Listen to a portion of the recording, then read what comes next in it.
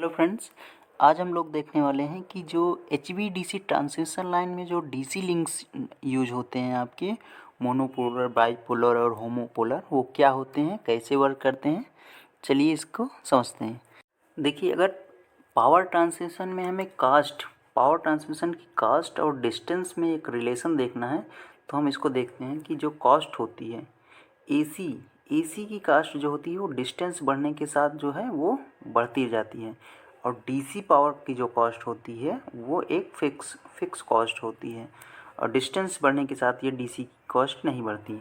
तो एक distance D1 ये है, डिस्टेंस ये D1, इसको ब्रेक इवन डिस्टेंस कहते हैं।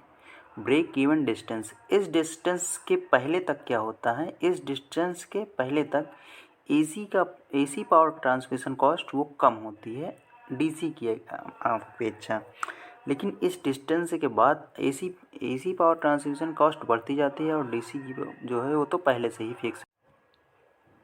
ब्रेक इवन डिस्टेंस की वैल्यू जो है ओवरहेड ट्रांसमिशन केस में ये आपकी 500 से 800 किलोमीटर के बीच होती है, और अंडरग्राउंड सिस्टम में ये 40 किलोमीटर तक होती है। इसका मतलब ये है कि अगर हमें ओवरहेड ट्रांसमिशन लाइन ले जाना है अप टू 800 किलोमीटर तक, तो हम प्रेफर करेंगे एसी का, और अगर अंडरग्राउंड केस में है तो हम प्रेफर करेंगे एसी का 40 किलोमीटर के पहले तक। लेकिन अगर हमें इससे ज़्यादा डिस्टेंस तक पावर ट्रांसमिट करनी है ओवरहेड केस में, तो हम प्रेफर करेंगे डीसी को, और अंडरग्राउंड केस में 40 से प्लस अगर हमें पावर ट्रांसमिट करनी है तो हम प्रेफर करते हैं डीसी ट्रांसमिशन को।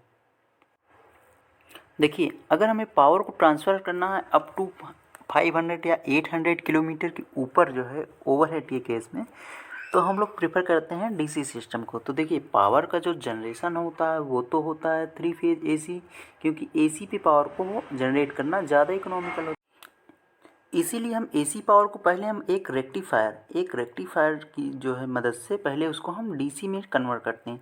ये है आपका 3 फेज डुअल कन्वर्टर रेक्टिफायर। इसको आप पावर इलेक्ट्रॉनिक्स पढ़ेंगे, तो 3 फेज पावर को ये क्या करेगा, ये डीसी पावर में कन्वर्ट कर देगा। ये है आपका डीसी पावर। तो ये डीसी आपका ये ट्रांसमिशन जो है आपका इसको कर दिया जाएगा। ये है आपका सेंडिंग एंड, और ये है आपका रिसीविंग एंड।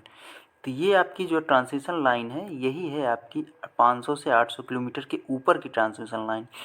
तो रिसीविंग एंड पे क्या होता है, इस डीसी पावर को जो यहाँ से आ रही है, इस डीसी पावर को यहाँ पे रिसीव किया जाता है। फिर वैसे इसको डीसी में तो यूज़ नहीं कर सकते, तो इसको क्या करेंगे, यहाँ एक 3 फेज इन्वर्टर होता है, ये आपका इन्वर्टर होता है। इससे आप फिर इसको वापस से जो है इस डीसी पावर को, एचवीडीसी को फिर वापस से 3 फेज एसी में कन्वर्ट कर लेते हैं। तो जो आपका डीसी लिंक होता है बेसिकली वो सेंडिंग एंड और रिसीविंग एंड के बीच की एक कड़ी होती है। सेंडिंग एंड और रिसीविंग एंड को जोड़ने के लिए जो डीसी लिंक यूज होता है बेसिकली 3 टाइप का, होमोपोलर, बाईपोलर और यूनिपोलर। 3 टाइप के आपके डीसी लिंक होते हैं। चलिए एक एक को देखते हैं। ये आपका है होमोपोलर डीसी लिंक। इसमें क्या है, ये है सेंडिंग एंड साइड और ये है receiving end side. Sending end side में एक रेक्टिफायर होता है और रिसीविंग एंड साइड में ये इन्वर्टर सर्किट होती है। इसमें जो ट्रांसमिशन HVDC जो ट्रांसमिशन है वो है ये आपका एक कंडक्टर के, इसमें सिंगल कंडक्टर होता है, यही है आपका HVDC ट्रांसमिशन। ये एक निगेटिव वायर होता है। इसमें जो पॉजिटिव जो रिटर्न वायर होता है आपका वो ग्राउंड या वाटर के थ्रू ये आपका रिटर्न सर्किट कंप्लीट होती है। एक क्वेश्चन यहाँ पे ये हो सकता है कि जो आपकी रिटर्न सर्किट है वो पॉजिटिव है और जो मेन सर्किट है वो निगेटिव वायर। तो इसमें ये भी क्वेश्चन हो सकता है, ऐसा क्यों। तो इसमें क्या होता है, जो निगेटिव वायर होता है उसमें कोरोना का जो इफेक्ट होता है वो पॉजिटिव वायर की अपेक्षा थोड़ा कम होता है। इसलिए हम जो मेन सर्किट को, मेन जो पाथ होता है उसको निगेटिव लेते हैं, और रिटर्न वायर को ग्राउंड से इसका पाथ जो है रिटर्न होता है। दूसरा है आपका बाईपोलर में जो है 2 पोलरिटी होती है। इसमें 2 कंडक्टर होते हैं। एक ये आपका पहला कंडक्टर जो है ये वाला है, दूसरा कंडक्टर ये वाला है। इसमें ये जो है आउटगोइंग कंडक्टर है और ये रिटर्न वायर है। इसकी यहाँ पे जो ये पॉजिटिव पोलरिटी होती है, यहाँ पे ये निगेटिव पोलरिटी होती है। बेसिकली ये जो बाईपोलर है ये यूनिपोलर का ही एक डेवलप रूप है। बाईपोलर लिंक अपने इनिशियल स्टेज में बेसिकली वो मोनोपोलर ही होता है, लेकिन बाद में जब लोड बढ़ता है तो उसको हम कन्वर्ट कर देते हैं बाईपोलर में। तो चलिए इसको देखते हैं कैसे इसको कन्वर्ट करते हैं। देखिए, मान लीजिए ये आपका कोई बाईपोलर डीसी लिंक है, इसको हमें मोनोपोलर में कन्वर्ट करना है। आइए देखते हैं उसको।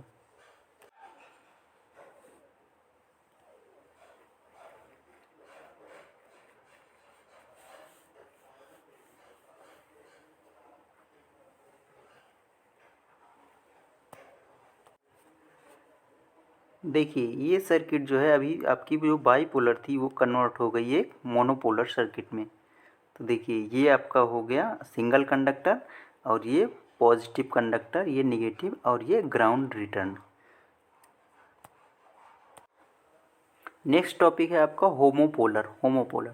होमोपोलर में बेसिकली दो कंडक्टर होते हैं, एक कंडक्टर आपका ये वाला है और एक कंडक्टर आपका ये वाला। दोनों की पोलरिटी सेम होती है और ये निगेटिव, दोनों निगेटिव पोलरिटी पे होते हैं। यही मेन कंडक्टर हैं आपके। और इसमें जो रिटर्न वायर का जो काम करता है, ये देखिए यहाँ पे ये इस तरीके से रिटर्न वायर का जो काम करता है वो ग्राउंड करता है यहाँ पे इस तरीके से। ये आपका सेंडिंग एंड साइड है और ये रिसीविंग एंड साइड। यहाँ पे होता है 3 फेस रेक्टिफायर और यहाँ पे होता है 3 फेस इन्वर्टर। ओवरऑल जो सबसे ज़्यादा इफ़िशियंट होता है आपका वो बाईपोलर आपका जो है सबसे ज़्यादा इफ़िशियंट होता है। सबसे ज़्यादा इसी का यूज किया जाता है HVDC ट्रांसमिशन लाइन में। और ये यूनिपोलर का एक डेवलप रूट होता है बाईपोलर। तो फ्रेंड्स, ये था यूनिपोलर, बाईपोलर और होमोपोलर। तो फ्रेंड्स, ये आपको ये वीडियो कैसा लगा? अगर आपको अच्छा लगा तो इसको लाइक करें और इसको शेयर करें और चैनल को सब्सक्राइब करें। इसी तरह की इन्फॉर्मेटिव वीडियो आपके लिए लाएंगे। Thank you friends.